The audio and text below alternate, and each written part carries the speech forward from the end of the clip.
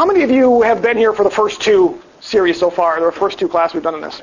Okay, so you kind of get an idea of what we're doing. What we've been doing in here is John had 3 weeks where he was going to be gone. And so he asked if I'd be willing to fill in for him. I call myself a blue-collar Bible teacher and preacher. My favorite thing to do is to simply open up the Word of God and go verse by verse. So to do something like this is a little bit unusual for me, but there's a place for it. And what we've actually done over the course of the last couple of weeks here is looked at a topic that I think is becoming a fairly critical topic today. And it has to do with whether or not we can take the book of Genesis, especially chapters 1, 2, and 3, and potentially 1 through 11, as literal, historical, chronological fact. And so it basically, I've been asked on a number of occasions whether or not it really matters. Because the tendency in the church today is to say, well, it really doesn't matter. There's just a variety of opinions, and it really doesn't matter what we do with that, and we should not debate it or talk about it. And I don't agree with that at all. And so I put together 3 different weeks to, I think, prove the point that it does matter how we actually interpret the first 3 chapters of Genesis. And again, I use this loosely. Sometimes I'll say the first 3 chapters of Genesis. Sometimes I'll say the first 4. Sometimes I'll say Genesis 1 through 11, because it varies. There are some who take the first 3 chapters as literal, but don't take the flood as literal. Genesis chapter 11. There are others that will take Genesis 4 and Cain and Abel literal, but won't take Genesis 1, 2, and 3 literal. So you'll hear me use that interchangeably, but I'm really referring to the early chapters of the book of Genesis. Does it really matter how we actually interpret those? And I'm going to say yes, that it does. We've looked at this through 3 different avenues. The first one was the first week, and I claim that it does matter how we look at those early chapters of Genesis, because our hermeneutics matter, and that's just a fancy word that Seminoid Greek or geeks like I use, and it simply means the rules for interpreting the Scriptures. Just like any language, there are rules for interpreting things. Can you imagine if any one of us got dropped in the middle of China and nobody explained the rules to us for interpreting the language? How much more difficult that would be to be able to learn the language? Every language has rules as to how the grammar works and how syntax works and everything else. And so when it comes to hermeneutics, we have rules. One of the first classes we get taught in seminary is a class on hermeneutics. You don't get to go on into the exegesis classes, which are where you learn to apply all the rules, until you learn the rules. And so that's called hermeneutics. And so my point as we talked about this was that it matters how we interpret Genesis because the rules matter. We can't just throw these rules out. And what we find today is that, generally speaking, the rules are just getting thrown out. They just don't matter anymore. Or last week what we dealt with was basically the place that man holds in creation. One of the things that often gets overlooked in the discussion about whether it matters how we interpret Genesis chapter 1 is that mankind is at the heart and center of God's plan. In fact, as we get into Genesis 1, and we actually did this last week, where we went through some of the verses where as you go through Genesis chapter 1, it becomes very clear that when God creates things like the plants or the animals, that they have a human focus to them. That God specifically created things to serve mankind, and the idea is that He never intended for the creation to exist without mankind on it. Genesis chapter 1 is filled with that. We also have places like in Isaiah and Jeremiah that make it very clear that God did not intend for creation to exist without man. So from the very beginning, we see that God intended for Adam and Eve and then their descendants to exist at the very beginning of creation. And that oftentimes gets overlooked when we say things like, well, it really doesn't matter. The earth is billions and billions of years old. And then do what Hugh Ross does, which is to say, man shows up in the last few final seconds. Basically completely ignores that the reason God created everything was to serve as a habitat for mankind. And so we spent last week doing that. John does not have that up online yet. He tells me he will have that. He's been on vacation and he's been sick.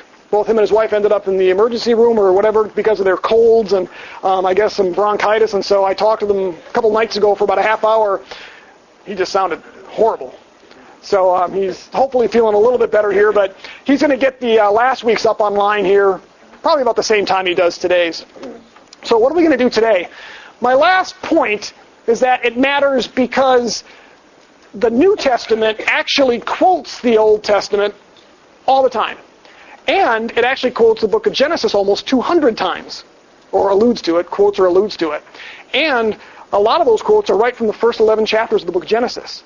So the question that I would pose is, if Jesus and Peter and Paul and Jude and others in the New Testament treated Genesis chapters 1, 2, and 3 as literal, historical, and chronological, shouldn't we? That gets ignored today.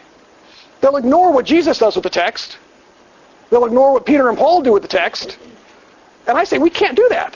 One of the other rules of hermeneutics is you allow the Bible to interpret itself, which means if I want to know whether I should take Genesis 1 through 11 as literal history, I should see what others did with it in the New Testament. So we're going to look at that today, okay? We're going to go ahead and just sort of break that down. But let's kind of break this down just so we have a pretty good idea of where we're at.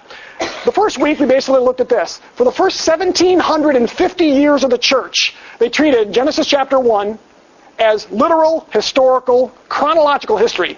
There's no dispute. You'll find some individuals, Hugh Ross and Francis Collins and some of the other Old Earth proponents will make arguments like, well, Augustine didn't take it literally. Well, that's not true. You go back and you read all of Augustine's writings. What Augustine did was he said the days were literal 24-hour days. It's just that they represented future periods of time.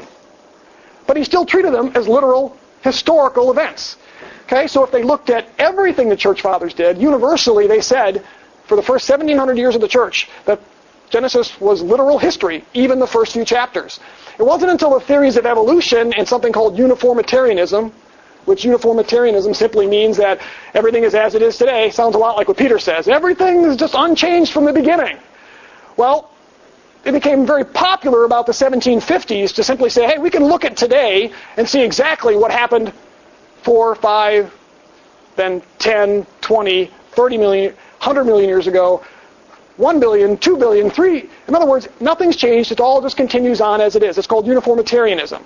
And what's really funny about that is that still drives this discussion in the church about whether we can take Genesis literally. But now scientists are even saying that uniformitarianism might not even be a valid theory anymore. And they're now starting to allow for catastrophic events because they no longer even believe.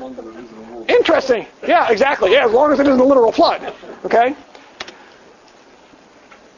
So what happened is the church basically began to say, how can we have both our scientific consensus be true and the Bible be true? And they began to try to put those together, and they began to compromise the Scriptures. In other words, reinterpret the Scriptures. Well, in the 1950s, John Whitcomb and Henry Morris came out with their book on the flood.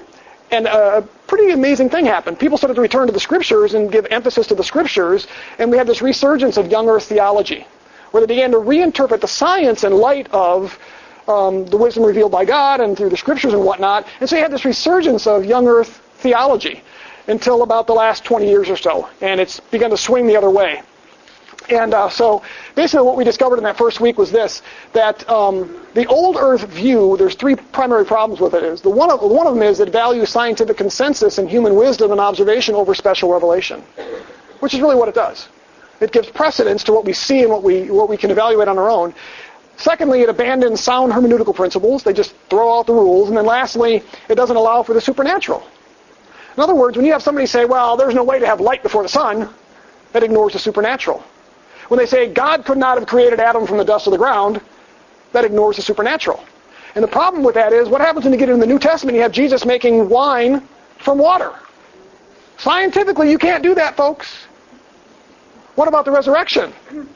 You can't have the resurrection because science tells us once you're dead, you're dead. So if you're going to toss out the supernatural in the Old Testament, and I think I shared this last week or the week before, that you're finding an amazing number of old earth proponents that now throw out the flood as well. It was not a true universal flood. Why? Creep. We used to call this project creep in the IT world, where you start on a project and the project is supposed to be about one thing, but all of a sudden it creeps and you have all these other things. Well, you find the same thing with theology. If it starts in Genesis chapter 1, it's going to creep to the rest. Guarantee it, folks. It's already happening. Okay? So that was the first week. Second week was this. Mankind existed in the heart and the mind of God prior to creation. We find that throughout the Scriptures. In fact, we're told in Ephesians chapter 1 that God even saved us before creation. That's an amazing concept. I don't really understand all of it. But the reality of it is, God planned for mankind before he did everything else. There's a divinely intended relationship between mankind and creation. It's interesting that the curse would affect the earth. Why did the curse, man's sin, actually, according to Paul, corrupt physically corrupt the earth, because there's this divinely intended relationship that exists between mankind and creation. Why did God destroy all the animals and the earth at the flood as a result of man's sin? Because there's a divinely intended relationship between the two. God intended it that way. It was to serve us, it was to meet our needs, it was to provide for us, and it was to give us something to do as well by basically overseeing God's creation as his overseer made in his image. So there's this divine relationship between the two. So God did not plan for the earth to exist apart from mankind, which is why he created him immediately after creating everything else. There are a number of elements. We looked at this last week. If you look at just the Genesis account, in Genesis chapters 1, 2, and 3, there are some neat things that happen in the text that give us an indication of what God intended. The fact that when he creates the plants, he specifically mentions in there that some of those plants were created specifically to serve as food for mankind. Why would that be there if God didn't intend for mankind to exist for 4.5 billion years? What about the celestial bodies? We're told that they were specifically created for signs for us, to tell time and for telling seasons. We went through a liturgy of some of the things that we can do, telling years and dates and whatnot based on that. Why would God do that if for 4.5, actually in the case of the universe, 13 to 20 billion years prior to man existing? They don't serve a purpose. We have domestic animals created in the very beginning of creation. Why would God create domestic animals that require care and are used as provision for mankind, food and for labor, for farming, etc., if mankind was not expected to be on the earth for billions, not millions, but billions of years after they were created? Now, evolution will tell us they weren't created at that time. But Genesis tells us they were. They were created just the day prior or before man. And then you look at the purpose of mankind being created to oversee. Specifically, Adam and Eve were told that they were created for subduing, placing the earth in subjection to themselves, and ruling over it, which implies that God created the earth to be ruled over and to be in subjection. So, we looked at all those things the last couple of weeks. Now, let's go ahead and look at this week here. Something interesting here. The book of Genesis is actually referred to by every single New Testament book except for Philemon, 2 John, and 3 John.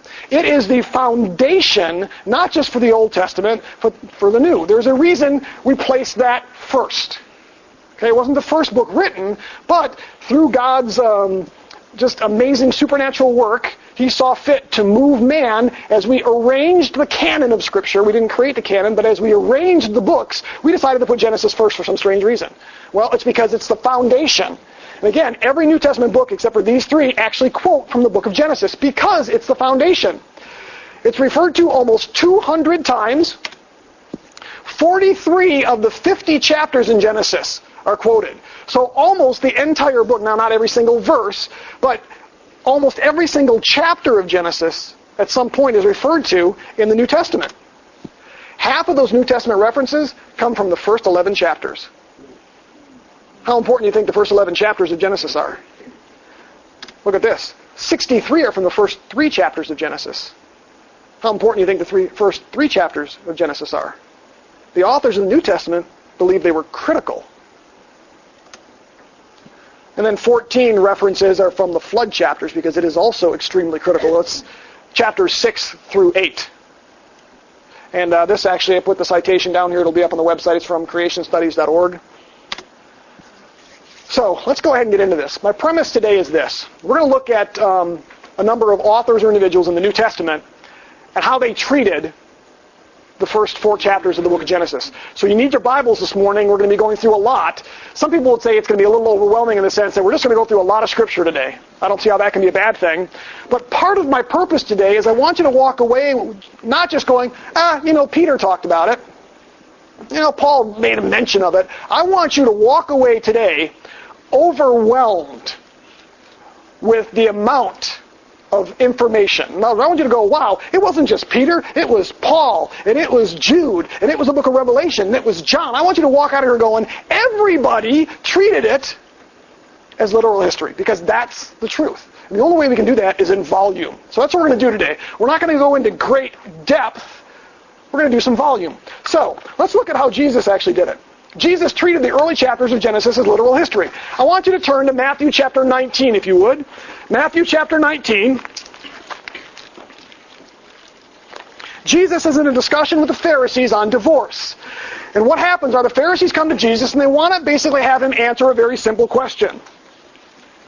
It says this, verse 3 of chapter 19, some Pharisees came to Jesus, testing him and asking, is it lawful for a man to divorce his wife for any reason at all? And Jesus responds like any good rabbi should. Verse 4, have you not read? Meaning, well, take a look at the Old Testament. There's your answer. Go back to the Old Testament. Have you not read that he who created them from the beginning made them male and female? And said, for this reason a man shall leave his father and mother and shall be joined to his wife, and the two shall become one flesh. So Jesus does two things here. One is he simply references the creation story. And he says, look, when God created marriage, what did he do? He did it at the time that he created male and female. So Jesus specifically states God's creation of male and female. And he says what? It happened when?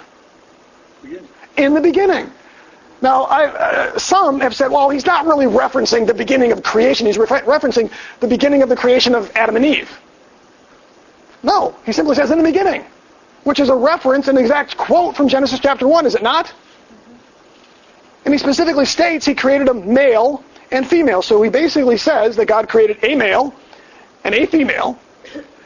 Now, what some progressive evolutionists will say here, or progressive creationists, or even some theistic evolutionists will basically say that Adam and Eve were not literal, or they simply they are sort of this allegorical way to refer to some humanoid that evolved into some human form at some point, and that it's all allegory. But that the simplest reading of this text is not that it's allegory.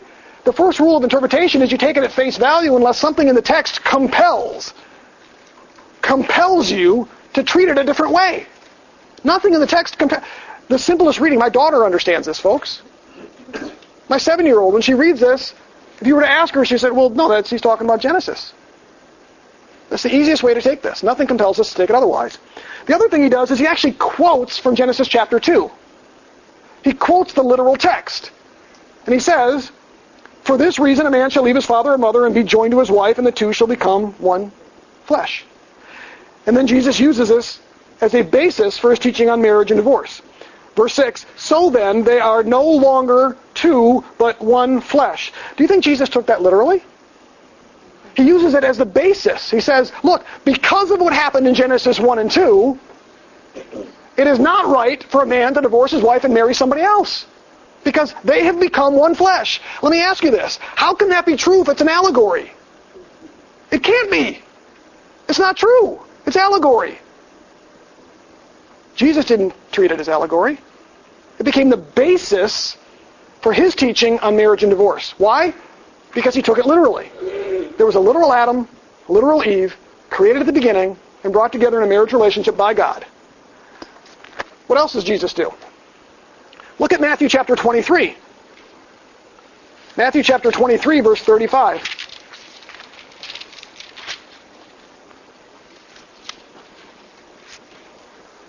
We're going to start in verse 34. Therefore, behold, I am sending you the prophets and wise men and scribes. Some of them you will kill and crucify. Some of them you will scourge in your synagogues and persecute from city to city. So he's talking about real persecution here, right? So upon that, that upon you may fall the guilt of all the righteous blood shed on earth. Okay? It refers to the blood of righteous Abel, to the blood of Zechariah. Is Zechariah a real individual?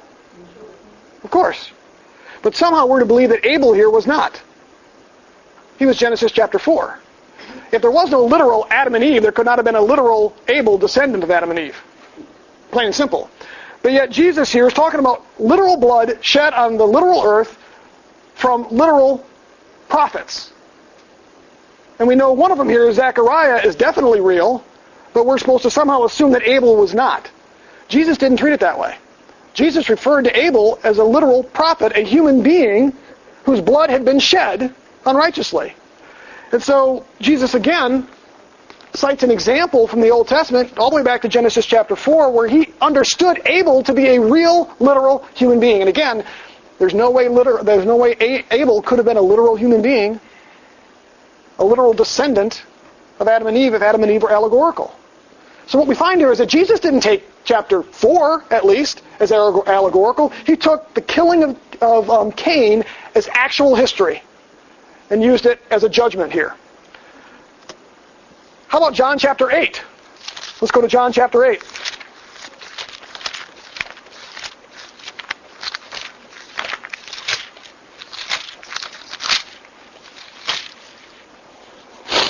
We're in verse 44. This is an interesting one.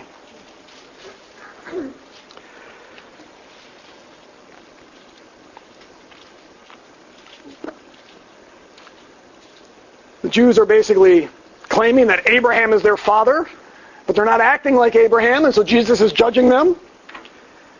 And he tells them in verse 41 here, you are doing the deeds of your father. He's not referring to Abraham. They're basically saying, hey, we're of Abraham. Jesus is going to tell them otherwise. Look at verse 44. If God were your father, you would love me, for I proceed forth and have come from God, for I have not even come on my own initiative, but he has sent me. Why do you not understand what I am saying? It is because you cannot hear my word. You are of your father the devil, and you want to do the desires of your father. And look at this reference here. He was a murderer from the beginning and does not stand in the truth because there is no truth in him. Whenever he speaks a lie, he speaks from his own nature, for he is a liar and the father of lies. I believe that's a reference back to the garden. The murder there he's talking about is the murdering of Adam and Eve, ultimately. The lie that he told to Adam and Eve in the garden led to their death. That's what the scriptures tell us. The fact that he says here he was the father of lies means that he was the originator of the lie. Where do we find the first lie? Genesis chapter 3. Jesus is not quoting Genesis 3, but alluding to Genesis 3 here. Yes? What verse did you start in? I started up in verse 41, where he says, your deeds are of your real father, who's obviously Satan here. So again, we don't have a direct quote here, but we do have an allusion, we call it, a reference back. Jesus refers to the devil as ultimately a murderer and the father of lies because of what he did in Genesis chapter 3, where it all began. So certainly Jesus did not take those first few chapters of Genesis as anything other than literal history. Now, granted, Jesus does not say, hey, those are 6 literal days. We don't get into that debate here. The reason was there wasn't a debate at the time. They didn't debate the historicity or literalness of Genesis chapters 1, 2, and 3. It just is assumed. And we find that here with Jesus. All right, how about Paul? Let's go to Romans chapter 5.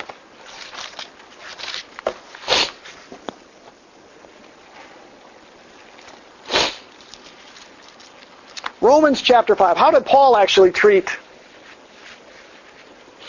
these first few chapters of Genesis? Romans 5, we're starting in verse 12. Paul says this, therefore, just as through one man sin entered into the world, and death through sin, and so death spread to all men because all sinned. For until the law, sin was in the world, but sin is not imputed when there is no law. What is Paul referring to here when he says in verse 12, therefore, just as through one man sin entered the world? Right, we know the reference there is to Adam, right? Okay. Now, what some will argue is that, well, it's still allegorical. Adam didn't need to be a literal historical figure for what Paul's about to say to be true. That it could have been allegorical. But then how do you get literal sin into the human race through an allegorical individual? It doesn't happen. Right? That's like creating something out of nothing, which only God can do. But God's not the author of sin. Okay? Let's go on. He says in verse 14, nevertheless, death reigned from who? Adam until Moses. Now we're talking about actual death. How did death come about? How did it reign? Well, it came about from Adam to Moses, even over those who had not sinned in the likeness of the offense of Adam. It's interesting here. Sinned in the likeness of Adam. Paul also treated the sin of Adam as literal historical sin as well. Not allegorical. So we're finding that he's treating Adam here as a literal historical individual. He also treats death as having originated with Adam as a historical fact. And he references Adam's sin as a historical fact. There's no allegory here. Nevertheless, death reigned from Adam until Moses, even for those who hadn't sinned like him, in the likeness of the offensive Adam, who is a type of him who is to come. But the free gift is not like the transgression, for if by the transgression of the one, the many died, so he ties all of our spiritual deaths, and physical death ultimately here, to one man, Adam, and what Adam did. Much more did the grace of God and the gift by the grace of one man, Jesus Christ, abound to the many. The gift is not like that which came through the one who sinned. Again, a historical fact here. For on the one hand, the judgment arose from one transgression, resulting in condemnation, but on the other hand, the free gift arose from the many transgressions, resulting in justification. Verse 18, let's jump down there. So then, as through one transgression there resulted condemnation to all men, even so through one act of righteousness there resulted justification of life to all men. And he goes on. We can do this all the way through verse 21. What's Paul's point here? Paul's talking actually about resurrection. And to prove his point that one man can save all the rest of us, goes all the way back to the fact that one man could have condemned all of us. So what we basically have is Paul arguing for the reality of the resurrection, basing it on a historical fact, because it's the only thing that can make that true. He can't argue that resurrection can come to all of us as a result of one man, Jesus Christ, and then use allegory to prove it. That doesn't make... You guys wouldn't let me get away with that, would you? If I tried to prove something to you and simply use things that were untrue or myth, you wouldn't accept that. But why do we want to accept that with Paul? And that's what we're told to do. That Adam and Eve were not literal human beings. Your most popular old earth proponents today, like Hugh Ross and others, Hugh Ross is a little bit iffy because he believes that God kind of recreated or, continued to create, and so he does believe in a literal Adam and Eve, just not the same way that we would. But people like Francis Collins and even Tremper Longman, the individual I mentioned last week, doesn't believe in a literal Adam and Eve. But yet that becomes a basis for what Paul does to argue that we're all going to be raised from the dead as a result of one man's righteousness. And again, the argument makes no sense, because we have to deal with the fact that either Paul was deceived, because there's nothing in this text that indicates Paul thought it was allegory. In fact, he treats it as historical fact. And he's able to do that then to make his point that one man can bring salvation because one man brought sin. Does that make sense? I'm not overstretching here? I must be in good company then. Let's go to 1 Corinthians chapter 6. 1 Corinthians chapter 6. I'll be dealing with this passage in a couple of weeks here. I'm teaching the first hour ABF I teach is New Beginnings, and actually we're going through 1 Corinthians right now, verse by verse. So I'll be dealing with this in a couple of weeks. 1 Corinthians chapter 6, verse 12. It takes us all the way through verse 20, and I know I'm kind of hopping through the text. It's something I don't like to do, but just volume of time. So we go through as much as we can here. But chapter 6 of 1 Corinthians, verse 12 and following. All things are lawful for me, but all things are not all things are profitable. All things are lawful for me, but I will not be mastered by anything. Food is for the stomach, and the stomach is for food, but God will do away with both of them. Yet the body is not for immorality, but for the Lord, and the Lord is for the body. He's talking about immorality here. Let's jump down to verse 15. Do you not know that your bodies are members of Christ? Shall I then take away the members of Christ and make them members of a prostitute? May it never be. Look at verse 16. Or do you not know that the one who joins himself to a prostitute is one with her? For he says, the two shall become one flesh.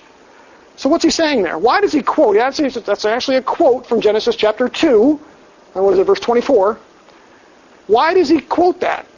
He's basically making an argument that what the Corinthian, presumably men were doing here, if you know much about Corinth, Corinth actually had a temple up on the Acropolis. It was a temple to Athena. And evidence indicates that there were probably 1,000 to 2,000 prostitutes that most likely lived at that temple or at least worshipped at that temple. And these prostitutes would come down in the city in the daytime and would engage in sexual activity with the men and possibly women, not really sure, but at least the men. And Paul has to deal with that in the book of 1 Corinthians chapters 5 and 6. And what he's basically doing is he's telling these men, this is wrong. You cannot unite yourself with a prostitute. And then he quotes from Genesis chapter 2.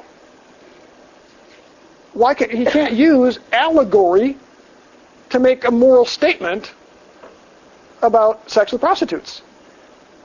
It doesn't make any sense. So I believe if we look at Paul, we look at the last verse that he quoted, we look at this, he's treating Genesis chapter 2 as a real thing that really happened. At some point, God took Adam and took Eve and brought them together, and we're told the two shall become one flesh. Those are Adam's words. So what we basically do is we have Paul here quoting a non-existent person. Right? Because Adam didn't exist. And somehow we can use the words of a non-existent human being for an event, marriage, that never really happened to prove that you shouldn't sleep with prostitutes. Makes no sense. Paul thought it was real. We've seen that in Romans chapter 5. We see it here. 1 Corinthians, look at chapter 11. 1 Corinthians chapter 11.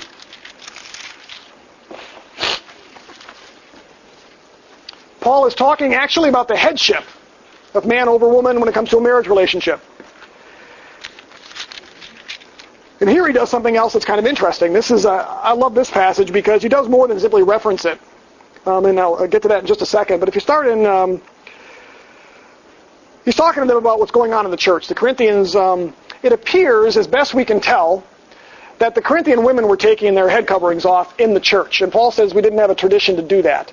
And the reason was, in that particular culture, the only ones that revealed their head, or took the head covering off were prostitutes.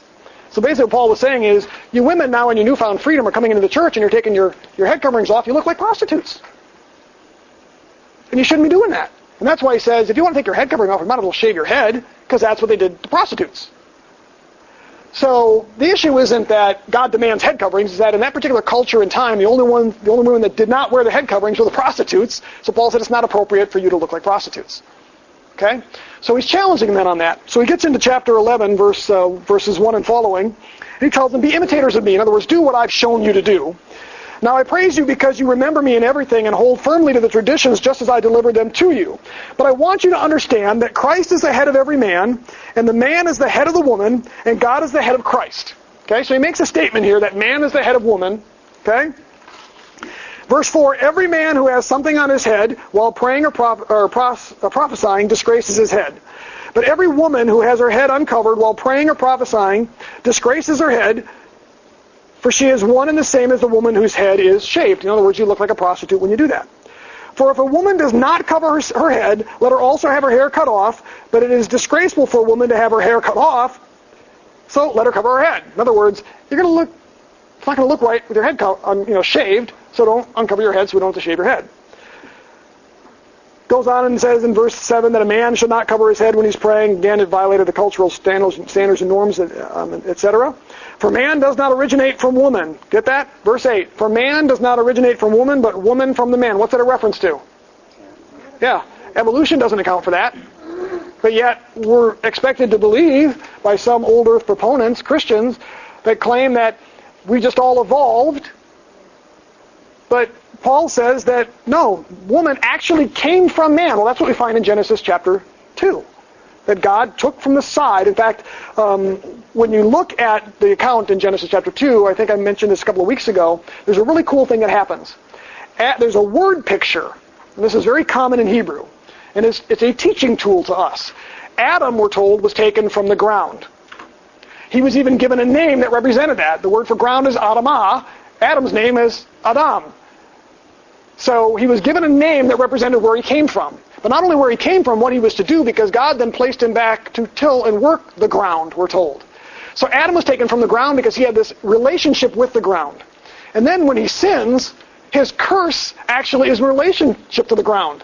The ground is cursed because of him, and it says that the thorns and thistles will be brought up as he works the ground. Then, at the end of chapter 3, where he's booted out of the garden, we're told that he was sent out of the garden to continue to work the ground, the text says. So you get this great word picture. Adam taken from the ground, placed back into the ground to work the ground, cursed in relationship with the ground, and then sent out of the garden to work the ground. Eve, we have a different picture. Her relationship isn't with the ground, it's with the man. And what we're told is God says he took from Adam. All the animals were taken from the ground. Adam was taken from the ground. Why didn't God just make another woman, or take a woman from the ground? Because that wasn't his purpose. He was going to create the woman to have the relationship with the man. Adam's relationship was primarily with God's creation, as overseer, as head. So what does he do? He puts man to sleep and takes from the side of man, creates the woman. Then what happens? She is given a name that represents that. The Hebrew word for man is Ish. Woman is Isha. So God gives her a name, actually Adam does, to represent her relationship. What's her person relationship to? The ground? Absolutely not. It's in relation to childbearing and her relationship with her husband. And so we get this neat word picture that actually happens there. The fact that Eve was taken from Adam is extremely important because it becomes the basis for headship.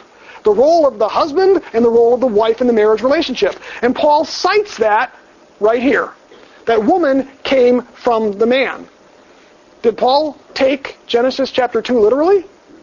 Absolutely. He didn't treat it as allegorical. He didn't allow room for evolution, that somehow male and female both came somehow through chance and billions of years or millions of years of evolution. I'll let you read the rest of that, but he goes through that. And he makes that very clear, that man didn't come from her, she came from man. And he uses that as an argument for establishing the role of headship and helpmate in the marriage relationship. Let's go to 1 Corinthians chapter 15. 4 times in one book. How important do you think the first couple of chapters of Genesis were to Paul and his argument to the Corinthians? You know why this is important, folks?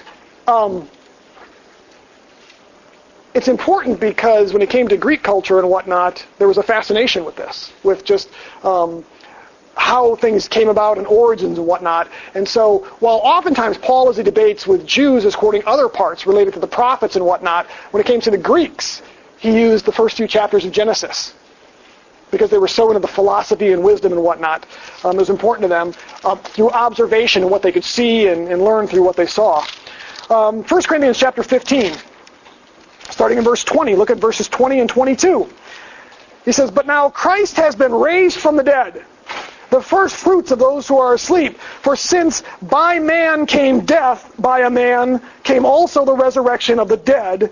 For as in Adam all die, so also in Christ all will be made alive." So again, he uses the literalness of Adam and the fact that death came through Adam to then use that to support the fact that life can now come through one man, Jesus Christ, and ultimately resurrection. If you were to come to me and I wasn't a believer and you were to say, hey, I can prove that, or I can talk to you about resurrection coming from one man. One man died for you. And I might say, how can one man do that?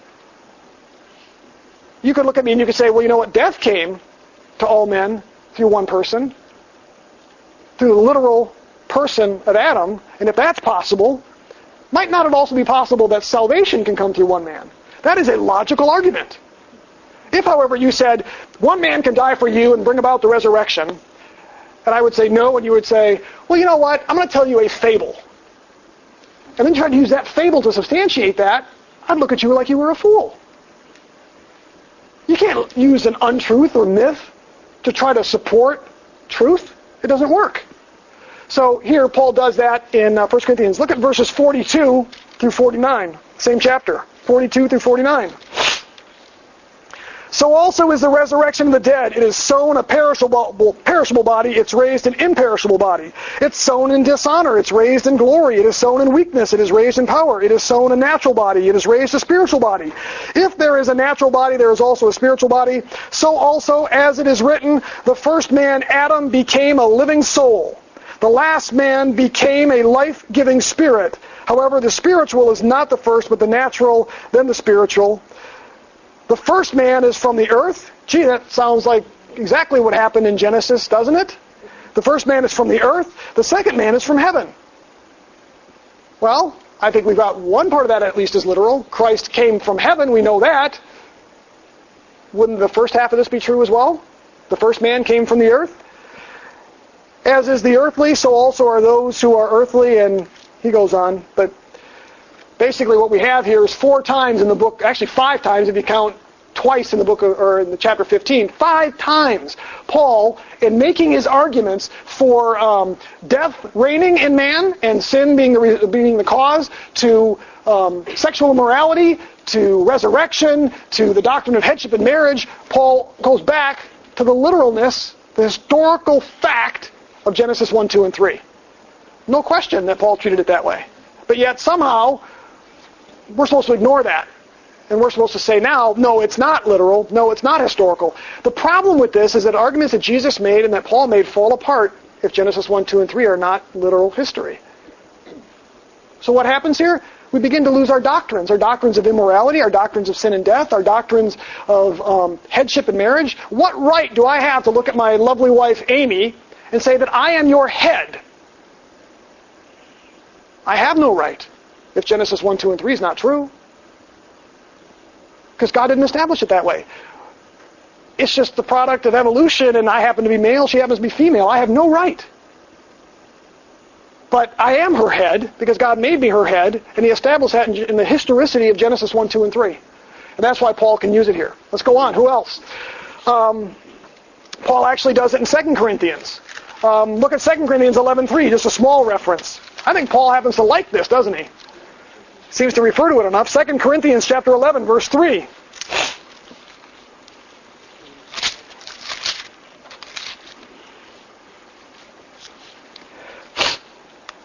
Paul's talking about his apostleship. He says this, "But I am afraid that, as the serpent deceived Eve by his craftiness, your minds will be led astray from the simplicity and purity of devotion to Christ." He references both the serpent and Eve, but also the deception. Okay? Now, it's possible Paul could simply be quoting a story. I could, make an argument to my kids and say, reference Aesop's fables. But what we've seen Paul do so far, we've seen Paul has not treated it as a fable. So I'm led to believe that when Paul refers to Eve and her act of deception and the serpent, that he treated those as literal facts. Because elsewhere he didn't treat them like a story. It wouldn't make sense that he does here. How about Ephesians chapter 5?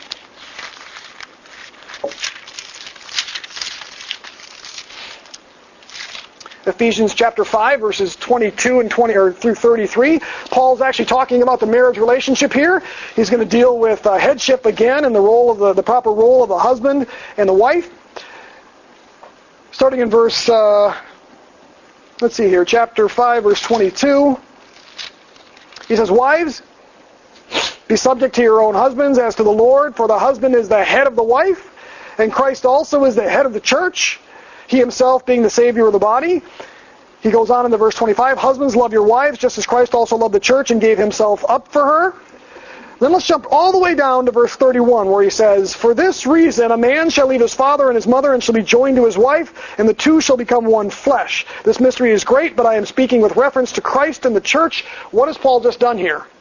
He's teaching the Ephesians on the proper relationship between the husband and the wife, and he declares without question that the husband is the head of the wife, and then he calls the wife to be in subjection to that, and later on in verse 33 basically challenges her to respect the authority of her husband. Why? Because it was established this way where? Genesis, which is exactly why Paul quotes from Genesis. He's basically saying, this is the way marriage is. And if you've got a problem with it, you go talk to God about it from Genesis chapter 2. Because God established it. Husband and a wife being joined together in a one flesh relationship where male is the head, female is the helpmate. They come together in this amazing spiritual union. One flesh union. And the only way this becomes even remotely understandable is if it's a historical fact in Genesis chapter 2. Because Paul cannot claim this. If it's myth, if it's story, if it's anything other than history, Paul has no authority to say, hey, husbands, guess what? You're the head, you better act like it. Wives, guess what? He's your head. Respect his authority. Paul can't say that if this is just fable, because there's nothing to base it in. But again, he goes to the historicity of Genesis chapter 2 to make a point about the proper relationship between a husband and a wife. So again, if Genesis 2 is not true, then we have no basis for the roles of men and women in the church. And my wife could look at me and say, guess what, hubby? For today, I'm the head.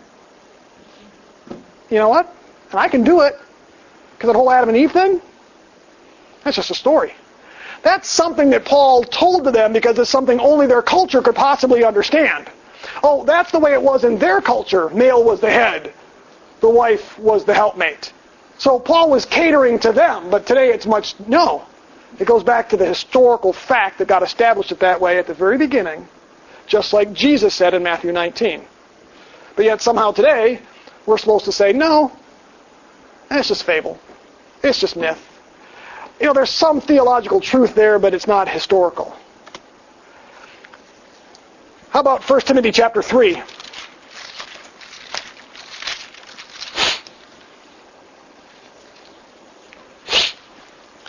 First Timothy chapter 3, verses 11 through 15, Paul is actually talking about the creation order of Adam and Eve.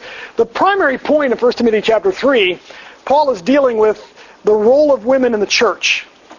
And apparently, from what we understand, and again, this is somewhat speculative, it appears that there was possibly some heresy floating around, and it had to do with woman being created before the man, and actually reversing the creation story.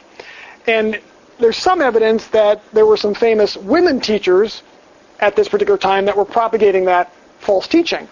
Again, part of that is speculative, but there seems to be some information related to that. Well, Paul deals with that in 1 Timothy chapter 3, verses 11 through 15. He says this: women must likewise be dignified, not malicious gossips, but temperate, faithful in all things.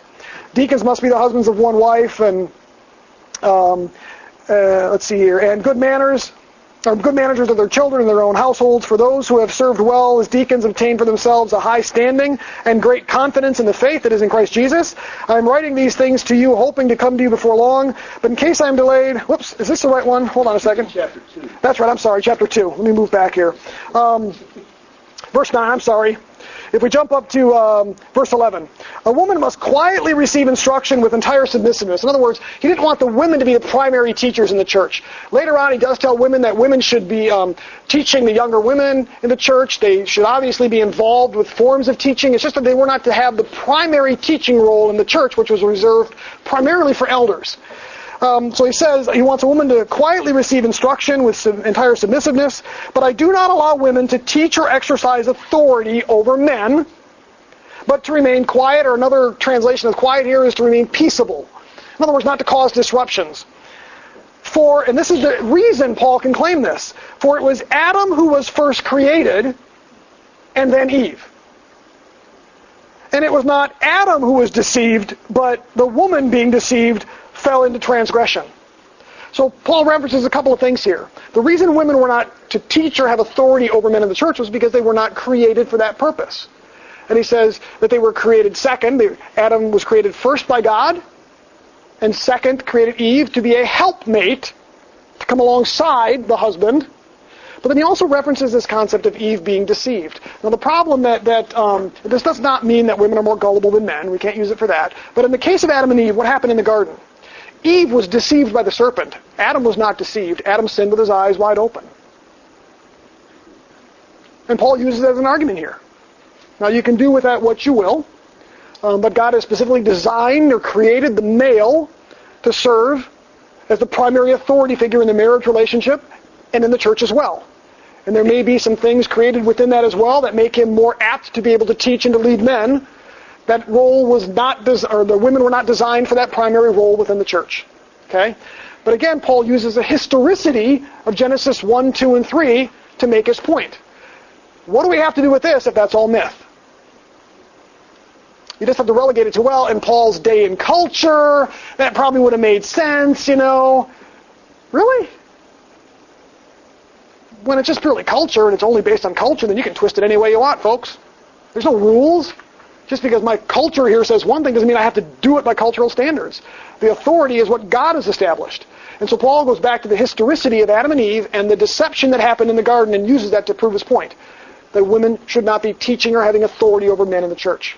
So again, we're left with the historicity of that account. How many times has Paul done this now? 5, 6, 7, 8 times Paul has referred to the Genesis account in a literal, historical sense to prove some of our primary doctrines. And really that's what it amounts to, folks.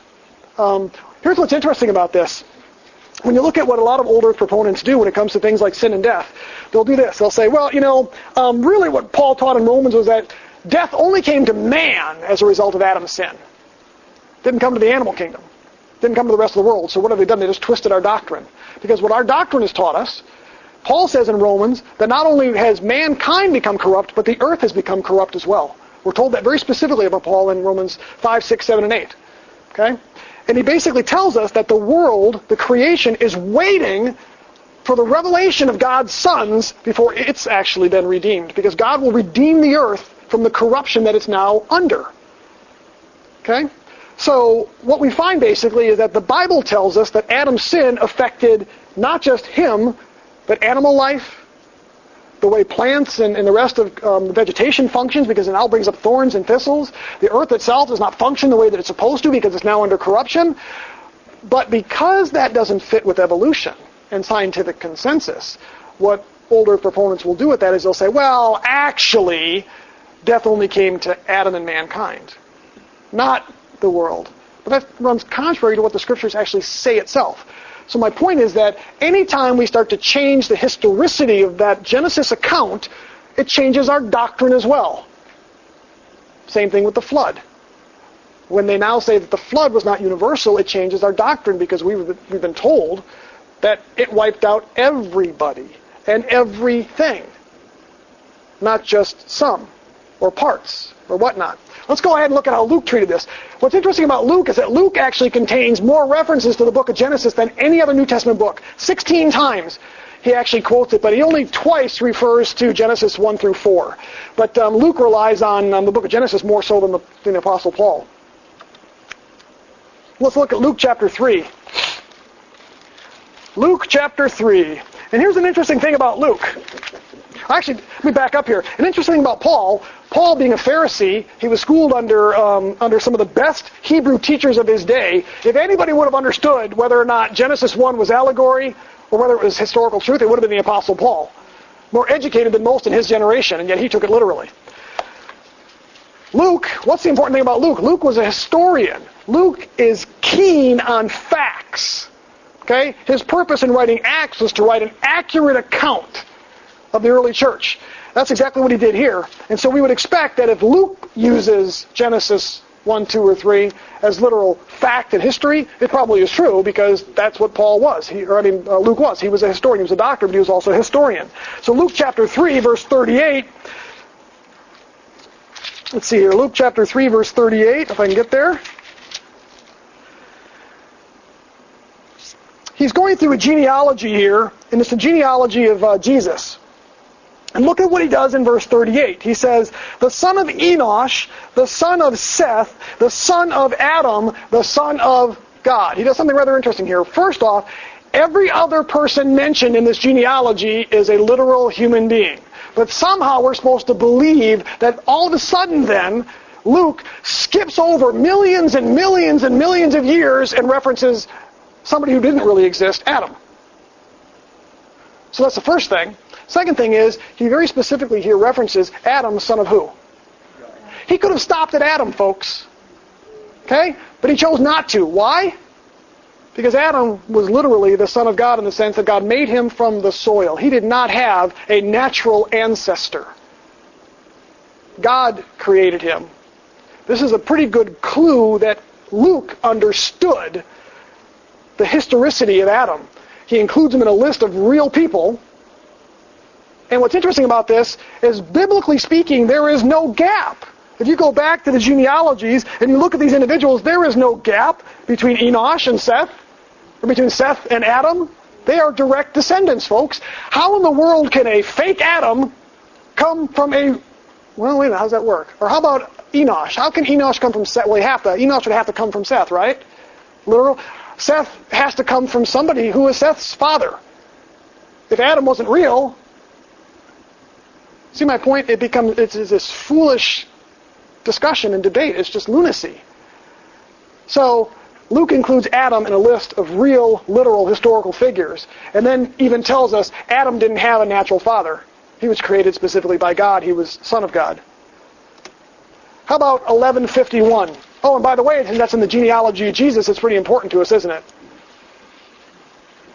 Because according to, here's an interesting twist on this.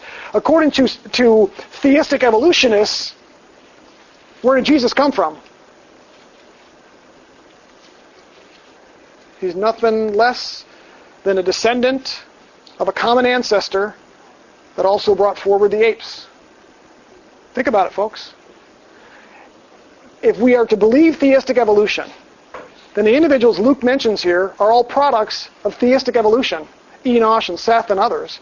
And since he's using it as a genealogy to talk about the humanness of Jesus Christ, then Jesus Christ himself evolved from a common ancestor like the rest of us, which makes him no different than an animal. I got a problem with that. Luke chapter 11, verse 51. Luke 11:51.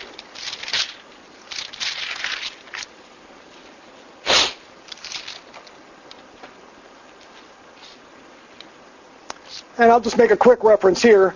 Notice in verse 51, he quotes something Jesus says about the blood of Abel. We've already dealt with this in Jesus too, but Luke even records the fact that Jesus himself referenced Abel as a human being whose blood had been shed.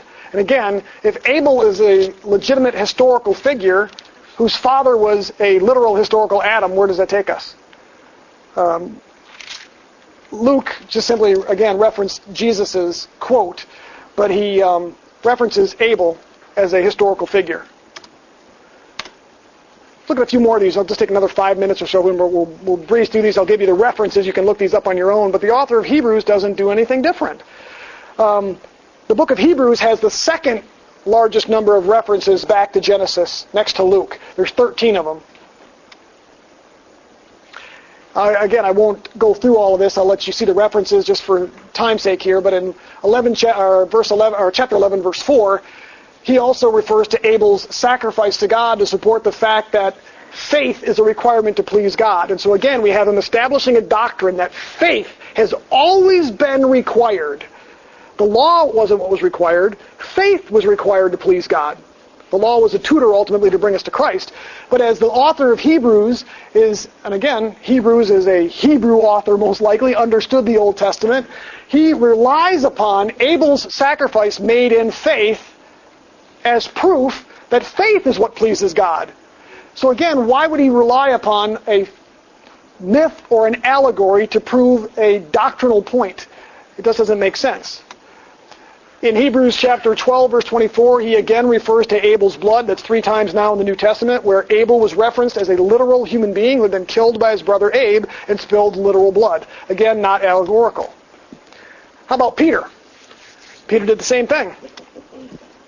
In 2 Peter chapter 3, verses 5 and 6, he talks about the heavens and the earth being created by the word of God, but he also references the fact that the earth was formed out of water, and he treats it as fact.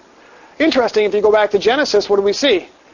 Genesis chapters 1 and 2 says that the earth was completely surrounded and immersed in water, and it was out of that God then formed the land or brought the land up. And so when you read 2 Peter chapter 3, verses 5 and 6, again, the impression that you get is that Peter understood that to be literal historical fact. There's nothing allegorical in it. How about John? 1 John chapter 3, verses 11 and 12, he again goes back to Cain and Abel. The 4th time Abel is referenced in his discussion of loving one another, and he treats Cain's killing of Abel as a historical event. There's nothing in the text that indicates otherwise. Revelation chapter 20, verse 2. This is another interesting one. He refers to Satan as a serpent of old. Where does that come from? The serpent of old is a reference directly back to Genesis chapter 3. It's a direct reference to that. Serpent in the Garden of Eden.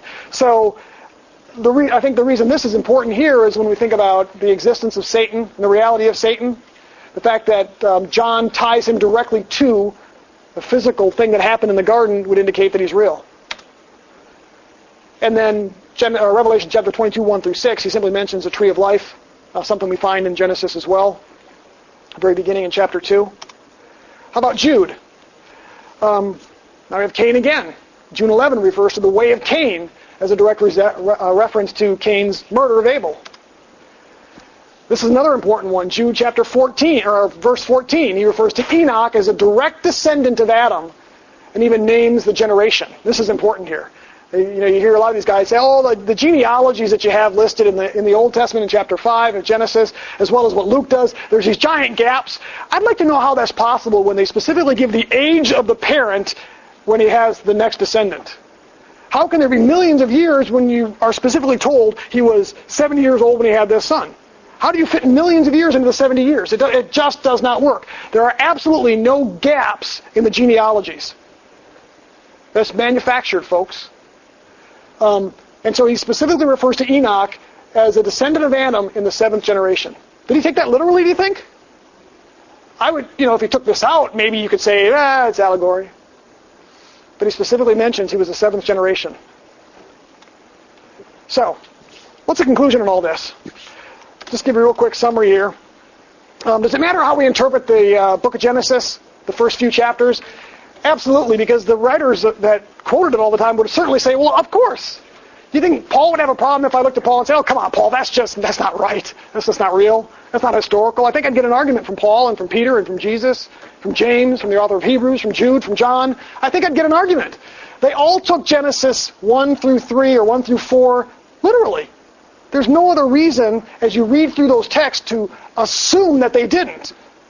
And again, one of the rules of hermeneutics is, unless you are compelled through the text to treat it differently, you start with just the generic, simplest reading first. Isn't that the way we really ought to treat everyone? If I just automatically assumed every time you said something that you meant something else, we'd be in trouble here. So, basically, it messes up our doctrines is the point. If we look at the overall series here, what was my point then for the last 3 weeks? It matters how we interpret the chapters of Genesis because there are rules for interpretation, and they're thrown out all the time by old earth proponents. They are thrown out. They change the rules. They don't follow them properly. And folks, I've only got a Master's of Divinity. I don't have a doctorate degree. I've had 4 years of Greek and 3.5 years of Hebrew. Okay? Does not make me a scholar. But when I can tell when I see an Old Testament scholar start to say, that doesn't really mean that. It doesn't take a scientist to see that. But yet, that's what happens. They throw out the rules. It matters because mankind is at the center of God's creation. And that's missed in this, folks.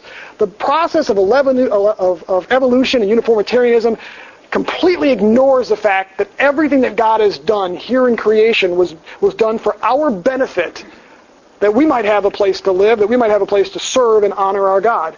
And you see that in Genesis chapter 1. You see that throughout the Old Testament. Lastly, it matters because the writers of the New Testament all relied on the historicity of it to make their points, to support our doctrines. In closing, I want to read one last thing that I think makes the point. I've tried to give you some examples. I'm not naming names and stuff just to point fingers and to be arrogant. I think it helps to have some examples. But I got this. It's a Creation magazine. It's from Creation Research.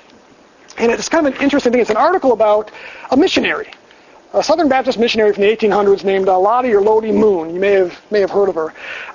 There are Christmas offerings given every year in her memory, and they're the largest single Christian offerings given at any time during the year. Anyway, there's an interesting thing because she was partially led to Christ by an individual who happened to be a Hebrew and Oriental language scholar by the last name of Toy. And there was a point at which, and she was over in China, that he had proposed to her and wanted to marry her. And she chose not to marry him over this issue. Listen to the summary of his life. Toy, he's a Hebrew scholar and Oriental language scholar. Toy had become involved in controversy. Following the Civil War, he had studied in Europe, absorbing both Darwinism and the higher criticism and rationalism of German scholars, such as, and he mentions a number of them, who denied that Moses wrote the Pentateuch. Seeking to harmonize the first chapters of Genesis with the emerging science of his day, he held that the days of Genesis 1 were geographical periods. Now, this is a Hebrew scholar, guys. However, as a Hebrew scholar, he knew that the Hebrew text required that the word day meant a natural day of 24 hours. So he then moved to a different view, that the writer of Genesis was not describing history, but had divided all created things into categories and had assigned them to days for poetic and rhetorical vividness. This too ceased to satisfy him because the Hebrew grammar clearly shows that Genesis is written as historical narrative. This is something he knew. So he eventually began to ask, does not this chapter simply represent the, in his own words, crude, cosmogenic ideas of the Israelites and the Babylonians, from whom the Israelites seem to have gotten them? Sadly, these ideas brought him to the point where he was convinced that the proper approach to the Bible was to, quote, take the kernel of truth from its outer covering of myth. Why I think this is important? Here was a Hebrew scholar who could see that there was absolutely no way to interpret the text as anything other than historical narrative. But he fought to try to find a way to interpret it as anything other than historical narrative. And in the end, he simply went, it's myth. That's the solution. It's just myth. That's the process that we see happening today. Father, thank you so much for just your wisdom and your insight. Paul tells us in 1 Corinthians that the foolishness of God is wiser than the wisdom of men, and that is so true. When we look at Genesis chapter 1, it does not always jive with scientific consensus. And so many have abandoned a true, sound interpretation of Genesis 1 in favor of scientific consensus. And oftentimes it's for what I would refer to, Father, as good motives. They just don't want it to be a stumbling block. They don't want it to stand in the way of leading people to Christ. And so the answer to that is, well, it just doesn't matter. We shouldn't argue about it. But that's not true. We can see here today that Peter and Paul and Jude and John and how many others, Father, didn't see it that way. It was the basis for our doctrines. In fact, we would not have the concept of sin or the need for a Savior if it weren't for Genesis 1, 2, and 3. We wouldn't have the promise of a resurrection if it wasn't possible for sin to enter through one man. Then it certainly wouldn't be possible for resurrection to come from one man. We thank you for your wisdom, Father, and pray that you might help us to continue to hold strong to these truths and to make your word, not scientific consensus, what drives us. And we pray for all this in Jesus' name. Amen.